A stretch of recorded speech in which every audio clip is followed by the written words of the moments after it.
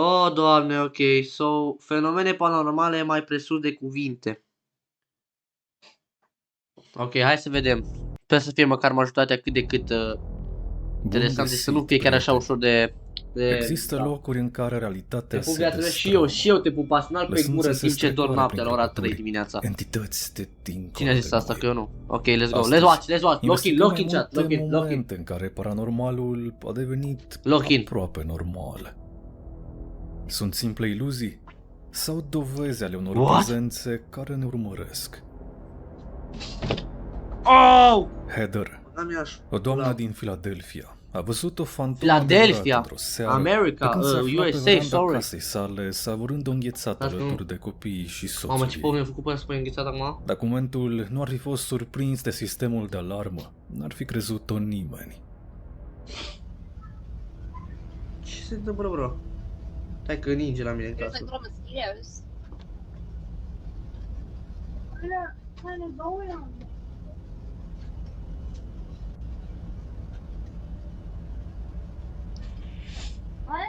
Wow. Ok, sper să nu fie tot așa, gen. Adică ăla poate să fie un copil, bro, like, pe bune. Na, ăla poate să fie un copil, bro, like, pe bune. What the fuck? Bro, e un copil, bro. E un copil. E un copil. E un fucking copil. E un fucking copil. E un copil. La momentul respectiv, Oh my God. ceva i-a atras atenția. Soțul și copiii ei au rămas perplexi privind în gol, neînțelegând la ce se referea femeia. O siluetă îmbrăcată în alb, care pășea încet pe trotuar, chiar în spatele lor. Un fel de asistentă medicală din anii 50, cu un zâmbet ciudat pe față. Heather s-a întors în casă și a privit înregistrarea camerei de securitate. Asistenta era acolo, trecea prin cadru. No, urâtești, fă. Aparent, Heather locuiește la mică distanță de vechiul spital de stat din Philadelphia. După ce a văzut imaginile, tatăl ei, care a locuit în casa aceea pe vremuri, a spus că apariția seamănă foarte bine cu vecina lui de odinioară, Linda, care fusese asistentă în aripa de psihiatrie a spitalului în anii 50. Linda a murit în urmă cu mulți ani. Câți ani? E posibil ca Heather să fi văzut fantoma vecinei care mântuie locul. Registrarea camerei de supraveghere pare să-i susțină teoria. What? Robert, un bărbat din Virginia, asta o să-mi placă. liniștit pe prismă într-o seară, când a văzut niște ochi strălucitori care îl priveau. Did I just see a skinwalker?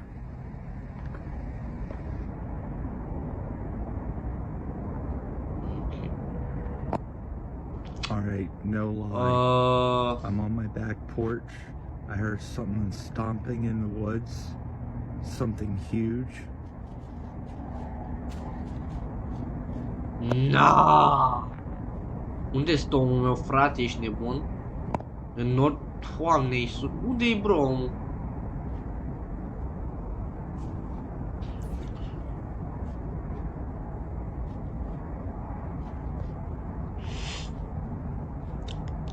Da, eu n-aș putea să stau în acea casă, bro.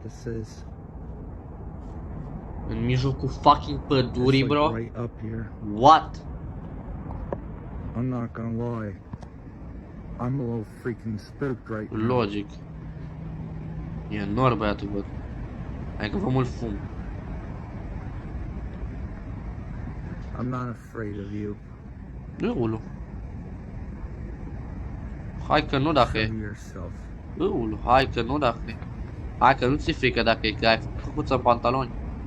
Sau am făcut eu. Silueta era umanoidă. Văzând că s-a făcut remarcată, a dispărut în besnă. Robert a început să poarte un dialog cu ea.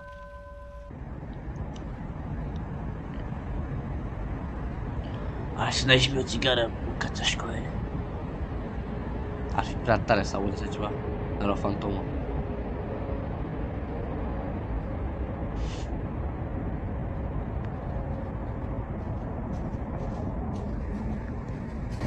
Ok.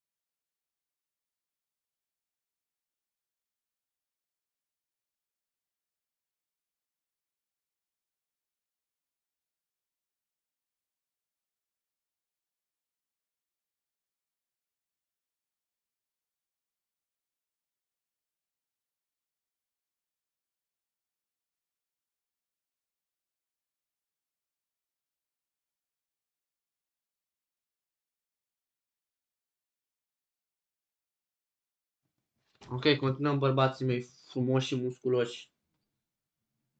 Stați așa.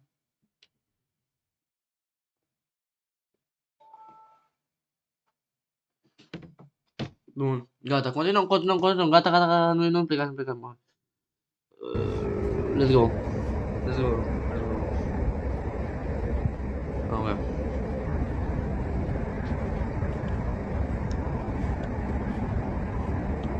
my god, it sounds like it's up here. I don't know if you can hear this. I'm trying to be quiet. Ok, da. Nu. Până la urmă, a auzit nu. pașii creaturii. Bântuia prin zonă în 4 labe. Ce era? Un skinwalker? Ceva asemănător a fost surprins și de un paramedic din Kentucky, în timp ce mergea cu ambulanța pe un drum rural. Potrivit postării de pe Reddit, paramedicul a văzut silueta când a ieșit din pădure, legănându-se într-un mod atipic. Avea ochii roșii incandescenți. Păreau să ardă fără nicio sursă de lumină. Nu reflectau farurile, nici vorbă. Străluceau de la sine. What the fuck, bro? Acest detaliu, ochii care luminau fără ajutor, a înfiorat și ceilalți utilizatori. În comentarii, What? speculațiile au început să curgă. Mulți l-au adus în discuție pe omul Molie. Creatorul Omul anoid de Molie? aripi uriașe și ochii roșii, What? care a fost văzută pentru prima dată în Point Pleasant, Virginia, în anii 60. Neuroșmartul l-au asociat cu prevestirea unor tragedii, cum ar fi prăbușirea podului de argint din Virginia în 1967. Really? Alții au căutat explicații alternative. Poate că era un animal de dimensiuni mari, a cărui ochi reflectau lumina într-un mod bizar. Poate că era o iluzie optică, poate că era un om costumat. Bigfoot. Era Greu de Bigfoot. crezut. Paramedicul Bigfoot. n-a găsit o explicație nici până astăzi. La 3 dimineața, ora diavolului. Ulu. Vara. 4 tineri care stăteau la o poveste în fața blocului au văzut asta.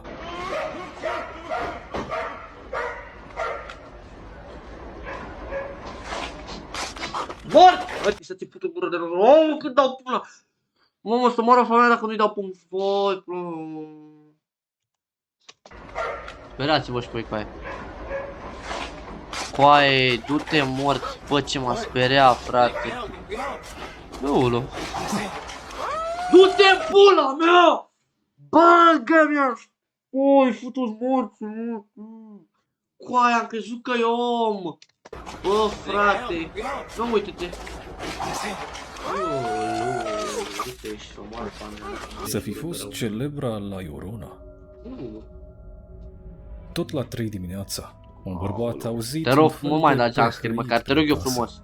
Ce? De parcă o capră se afla acolo. Capră! Speriat, a mers să What? investigheze A și... behăit?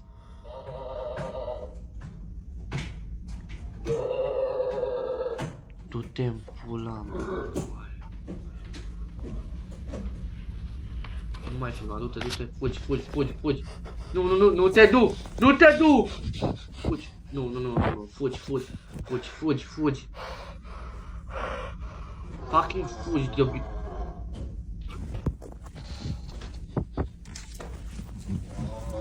Fugi! S-a băgat spate.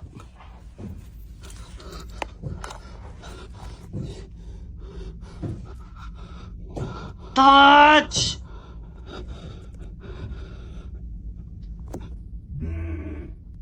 Ce pula mea? Nu.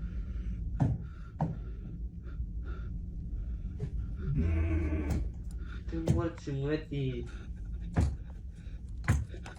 Du-te morți!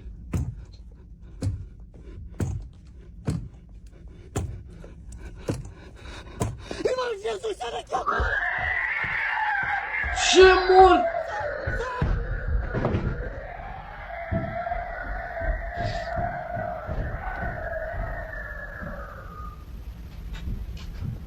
Era să sparg inima de mea de câine.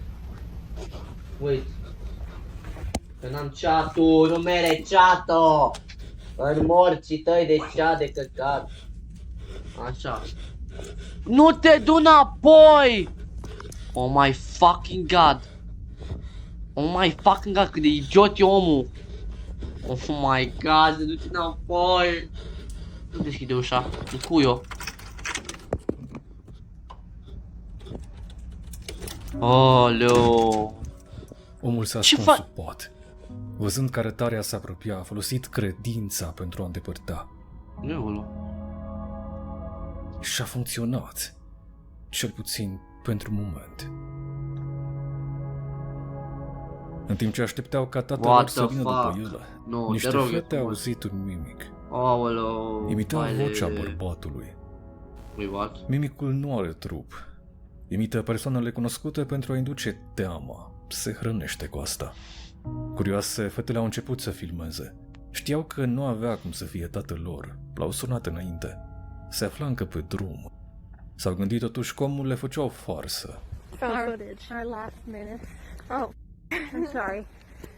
We end up on a YouTube channel. Chiar au ajuns. This car. Yeah, what is he talking about bridge? I don't know. Maybe he's like, oh yeah. Can you? I literally don't know how to justify this. Well, I don't want to head towards someone that's not your father. Yeah, I didn't think about that. He did say by my nickname, Lolo. Yell again. Dad? No. Where? No, no, Is no. he down there? Why do you want us to walk to the bridge? Where is he? Where are you? Imediat după a apărut tatăl lor cu mașina. Apropo de sunete care imită oamenii, What? în iulie 2025, niște amici care explorau un siloz abandonat au Iulie. dat peste vocea unei fete care le cerea Oh, ajutorul. Dar Oh, în besnă nu. nu se afla nimeni. Fuck no. Found a skinwalker at the silos. Ăștia sunt adolescenți, nu pot să cred așa ceva. Nu o să cred nici cum. Sunt adolescenți, bro, like. I lost my friends. What? My phone said, "Can you please help me?"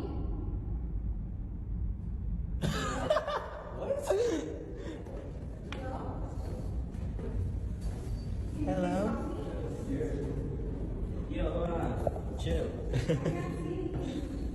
No, that's a skinwalker, bro. Where are you guys? Is you a skinwalker? Go down. Keep going down. Are you a skinwalker? This way. Hey, hold up.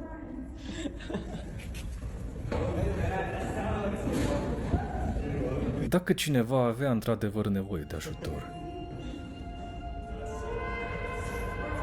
În comentarii, internauții au spus că vocea era pur și simplu prea calmă. Ceva nu era în regulă. Azi zic. Voia Like, să what? atragă acolo, în întuneric. Eu moare, violează, ce face? O mamă a făcut o fotografie Oh. fiului său pe când acesta se juca în sufragerie. Nimic ciudat până aici. Un copil obișnuit interacționând cu prietena lui imaginară, Pauline. Ok. Singura problemă e că în imagine copilul nu era singur. Alături, aproape lipită de trupul lui, stătea o siluetă translucidă, cu trăsături neclare și un contur greșit. O apariție de coșmar, născută parcă din suferință, nu din mintea unui copil. Rudele care au văzut Come on, bro. fotografia au fost îngrozite. Mama a dus-o și la specialiști.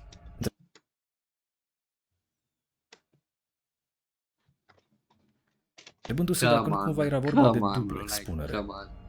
Nici Come vorbă. on, bro. O altă variantă a Bro, poveștii come spune on. că doamna era deja neliniștită din cauza fenomenelor strane deja. manifestate în casă și Ok, că asta e deja fotografia stupid, pe like. care avea să-i înțeleg. Next. Ai un copil, bro, like. A surprins o arătare la miezul nopții. Ok. Ok. De ce muzică bisericească? Unde duci asta? Bro, unde stă omul meu? Ok. Ce răpus cu găină? Uite acolo. Și nu vede. Ești? Mamă, ce furtună la bălă cu ăsta, să mă Când a văzut-o, proprietarul casei s-a speriat de moarte. Ai, ai, ai, ai, ai. Voi ce ați fi făcut în Bro, locul dar lui? vezi că m-a picat rău. Bine, op! Despre tabla Ouija v-am mai povestit. Da, am Mulți văzut, cred am că este o văzut. veritabilă poartă către lumea de dincolo. Poartă. O cheie ce poate Cheie, deschide really? ușile altor lumi. Ok, Cu un deget I plasat see. pe indicator și o întrebare rostită cu curaj. Participanții pot invoca necunoscutul. O... Deși știința o reduce la efecte ideomotorii, O, v, mișcări inconștiente cauzate de creier. Ove. Nenumărate relatări vorbesc despre prezențe apărute de nicăieri în camere. Din păcate, nu există foarte multe filmări autentice cu efectele tablei Ouija. În trecut v-am arătat câteva considerate reale. Acum am mai dat peste două. În prima, niște prieteni au chemat un medium pentru a-i ajuta să invoce... Futu-ți un morții spirit. mă de telefon și morții mă de telefon cu aia m-o speria Playboy Cardi că a făcut foe. Doamne, brodere. Alright, we ain't doing none of the TV. I think all this fake. We just gonna ask simple ass questions. We ain't hold no hands. We just gonna see what happens. We made our own. Îl apare Ouija board făcut acasă, dar ok. No, ain't nobody touching it. That's phony. If there's a ghost in here, he gonna move that motherfucker by his damn. Gonna try to scare you with the TV. Nobody's cold. The Am AC mai is luat on the mult, house. că s-au Don't acoperit. even try. Ready. Ready. Is there anyone else in here besides us? Yeah. Can you hear me? Yeah. Hold on, give it a minute. How long we gotta wait? Indicatorul mobil care arată răspunsurile a zburat de unul singur spre fetele din prim plan. Imediat după ce unul dintre amici m-a întrebat cât mai au de așteptat. De parcă spiritul a luat-o personală. În a doua filmare vedem cum o familie a decis să se joace cu tabla Ouija într-o după-amiază ploioasă. Proastă idee. Rubber suit. Yeah, that was earlier. Any more? No. Are you here to hurt us? Well, he had to start moving before. Yeah. Dad, please come Yeah, I just don't want to do this anymore. Yeah, it's fine. too long. I know, my arm's aching. Come on. Bro, e fucking fal. Dad, Dad, please. Yeah, it's okay, it's okay. Pick it up. Hold up, it's got Yeah, even but you need to close it properly. Please, Look, Dad. I just want to show you there's nothing on. Dad, Dad, can you? Bă, ce pula mea? I want Coaie. to show you there's nothing on. Dad, Dad, can you? Can you? Oh my God! Și de data aceasta indicatorul mobil a prins viață. Apoi s-a luat curentul. Coincidență. E bine să știți că de cele mai multe ori tabla Ouija nu funcționează. Momentele în care se stabilește un contact cu lumea de dincolo sunt rare. Goodbye. În mai 2025, niște amici au dat peste o Mă, vrăjitoare toate care din anul teroriza ăsta. un sat Really? din America de Sud. Ok, ok. Priviți! Privesc. Oh. ¿Qué? Vente.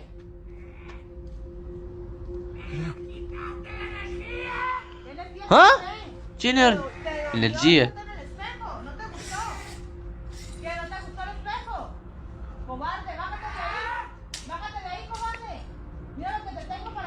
Nu mă dau jos până nu mă duci la mec. Nu mă dau jos până nu mă duci la mec. Nu mă dau jos până nu mă duci la mec. Nu mă dau jos până nu mă duci la mec. Nu mă dau jos până nu mă duci la mec. Ulu. Ok. Güero, acércate a ella. Acércate a ella, güero. Acércate Și că du-te mai aproape de aia, mamă, ce idiot eu. es cierto. Să zboare spre tine. O trimis copilul. Săracul copil cum stă acolo. Ulu. Unde e? Nu e aceeași animație care o face aia. S-a blocat emote sau ce are? Da, nu mai contează.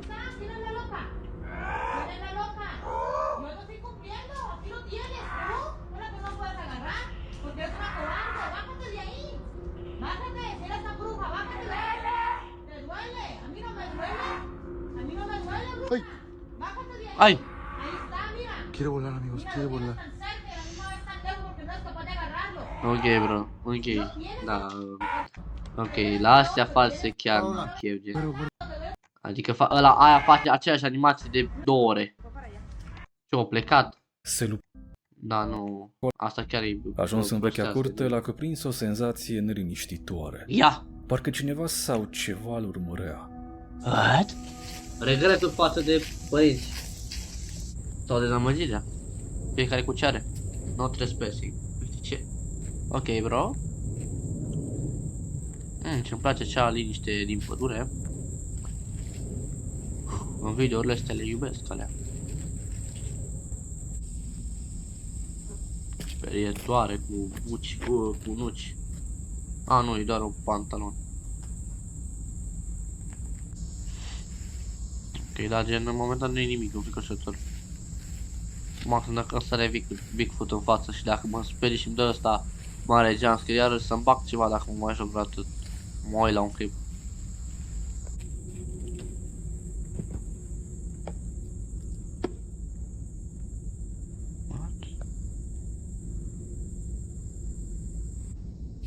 Simt cum crește tensiunea.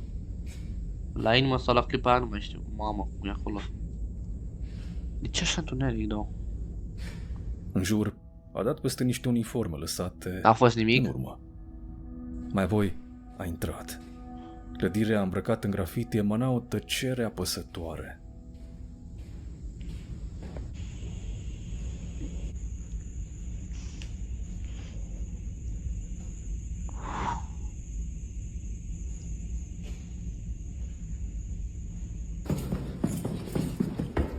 Ce are, mă?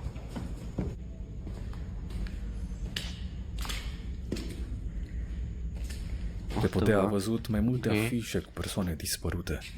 Cine le lăsase acolo? Un criminal în serie?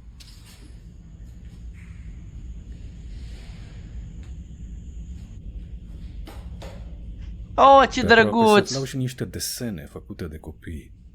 Două figuri care se ascundeau în copaci și o altă jos, gata să le prindă. Părea că am neatins totul, dar...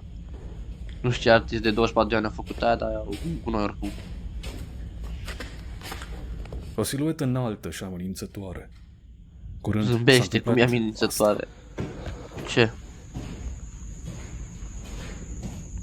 Ce?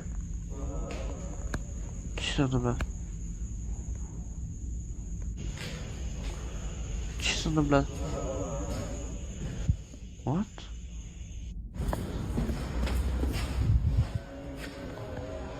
Ce s-a întâmplat? O serie de sunete ciudate au început să se audă de nicăieri. Erau distorsionate. Mike s-a speriat, a fugit într-un colț, din instinct. Pentru că voia să surprindă ceva mai bun, a continuat.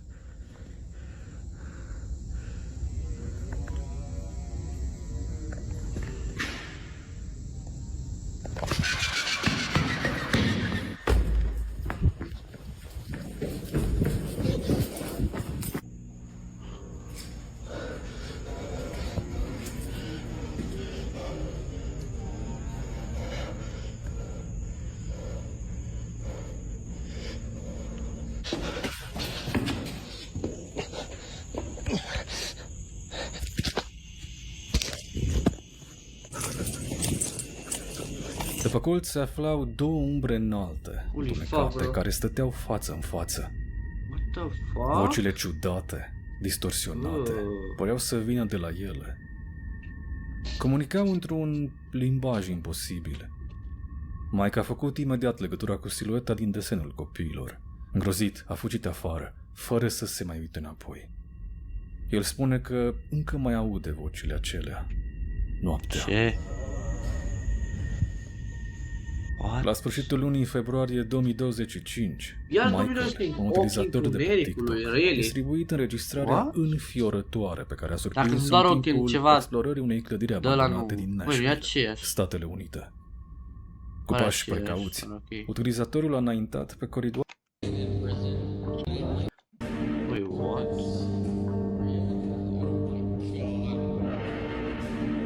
Asta e o glumă, bă, Cată, e că auzi gluma, Michael gen. Sid, E o glumă, like, e bună. lată din Columbia. Conform localnicilor, niciun turist care a trecut pe acolo nu a putut sta în cabană mai mult de câteva ore. În toiul nopții, Diego a aflat de ce. Ya casi van a ser las 8 de la noche y no quiero parecer dramático, pero escuché que alguien silbó, así como cuando saludan, tipo... Y ya silbó una vez y me dio un poquito de miedo. Espero que sea un ave, o si no, no puedo dormir. Siendo ya las 9 de la noche, después del silbido, escuché un árbol caerse, un árbol muy grande, pero dentro de la montaña, se escuchó muy lejos. Escuché cómo iba cayendo y partiendo otros árboles. Y ya, quedó todo en silencio total. Vamos a ver más adelante, espero no escuchar más ruidos. Sí, es la hora 10. Justo en mi cabeza en el techo. Yo siento que What? algo se mueve.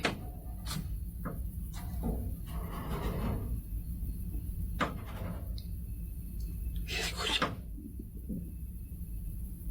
Parece que las tablas se abrieran.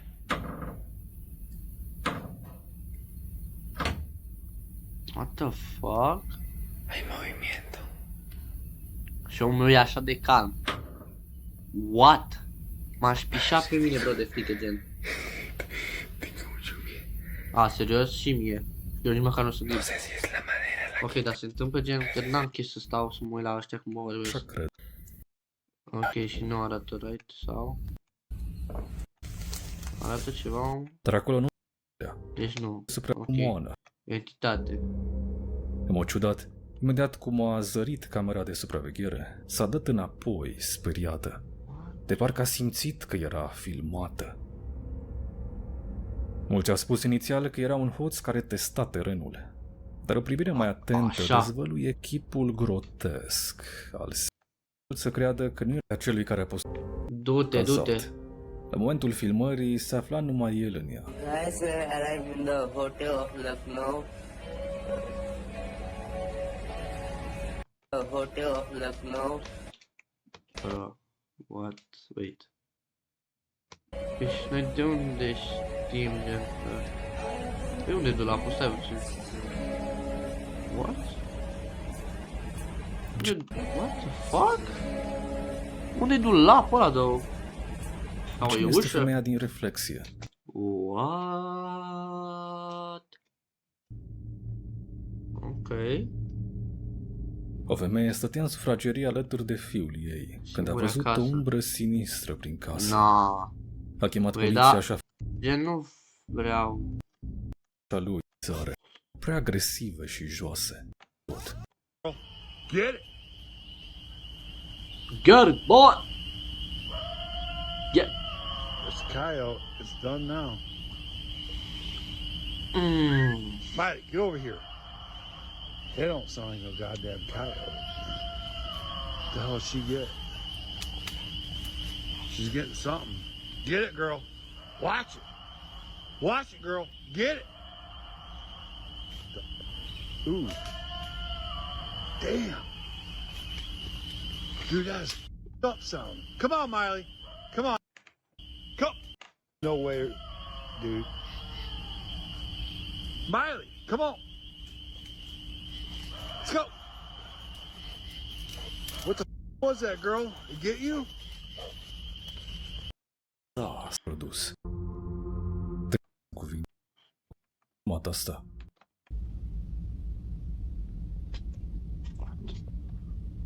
Ok, hai. Gen... What?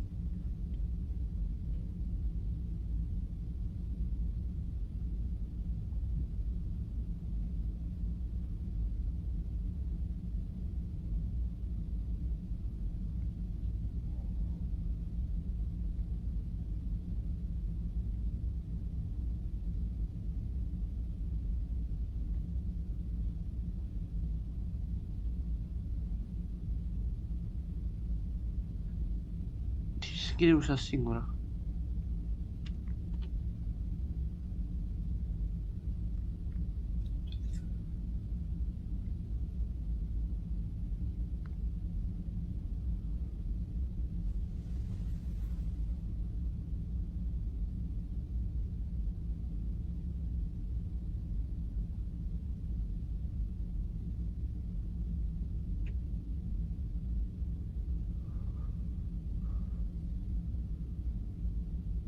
What the fuck?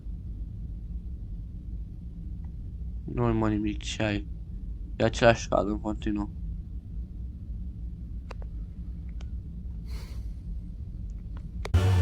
Oh!